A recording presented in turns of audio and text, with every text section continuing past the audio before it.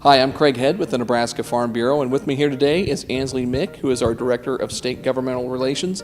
Ansley's responsible for activities down at the state capitol, and a big week this week related to property tax bills, particularly a couple that State Senator Steve Erdman introduced. So, Ansley, do you mind talking about those a little bit? Yeah, absolutely. Senator Erdman introduced a couple bills that would address local kind of spending issues directly related and directly impacting property taxes. We actually had Terry Keebler, who's a state board member and a former county commissioner, testify in support of the first bill, which would cap cash reserves for taxing entities at 50% of their property taxes collected, as opposed to where it stands now, which allows them to keep cash reserves based on projected budgets. Senator Erdman also had a second bill, LB 432.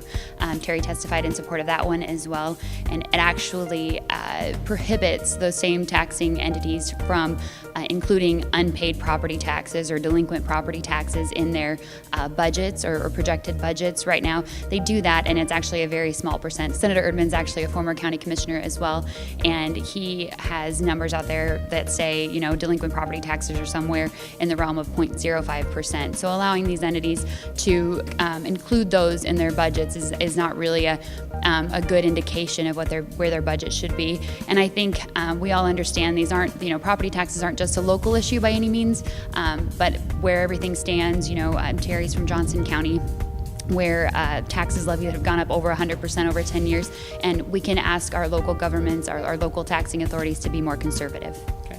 And then we also had a couple bills this week on Friday that dealt with new revenue in terms of internet sales tax collection. You might talk a little bit about those and Farm Bureau's position, Andy? Yes, absolutely. We also had a couple people testify in support of Senator Dan Watermeyer's bill, which would implement a tax on internet retailers.